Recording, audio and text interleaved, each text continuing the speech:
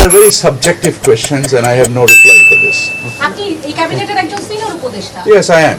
But আপনার এই ধরনের মানে vague প্রশ্নের কোনো জবাব আমার কাছে নাই। Fake question? Not fake, vague.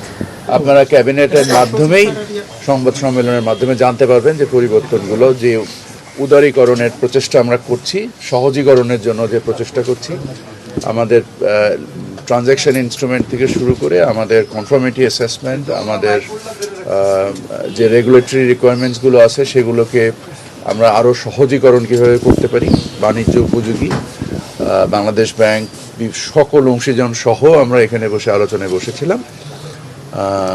এটা ক্যাবিনেটে অ্যাপ্রুভ হওয়ার পরেই আপনারা বাকিটা জানতে পারবেন। ক্যাবিনেটে উপস্থাপনের পরেই বোঝা যাবে অ্যাপ্রুভ হবে কি হবে না।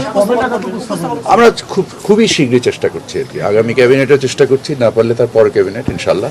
আপনি যদি বিগত 5 বছরের আমাদের রপ্তানি বা আমদানির চিত্র দেখেন, আপনি বছর ভিত্তিক ওঠানামা দেখবেন, তার পরিপ্রেক্ষিতেই হয়েছে।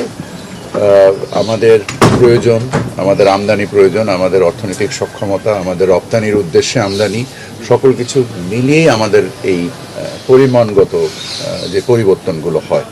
তো সেই ক্ষেত্রে আমরা এমন কোনো কিছু দেখছি না, তবে আমাদের বিভিন্ন রকমের ট্রেড মেজার্স নেওয়া হয়েছে। আপনারা জানেন যে আমাদের কিছু বর্ডার মেজার্স দ্বিপাক্ষিক বাণিজ্যের ক্ষেত্রে নেওয়া হয়েছে। সেটা কোনো ইম্প্যাক্ট এসছে কিনা আমরা এই মুহূর্তে স্পষ্ট করে বলতে পারছি না। আমরা উদার বাণিজ্যে বিশ্বাস করি, আমরা পৃথিবীর সমগ্র দেশের সাথে উদার বাণিজ্যে আমাদের কার্যক্রম নিয়োজিত আছে। আমাদের দেশ স্পেসিফিক, মানে যতক্ষণ পর্যন্ত না আমরা মনে করি যে কোনো একটা পার্টিকুলার বাণিজ্যে আমাদের স্থানীয় অর্থনীতিকে ক্ষতিগ্রস্ত করছে, ততক্ষণ পর্যন্ত আমরা কোনো বায়োল্যাটারাল সিদ্ধান্ত নিই না। তো আমাদের সামগ্রিকভাবেই আমরা উদার বাণিজ্য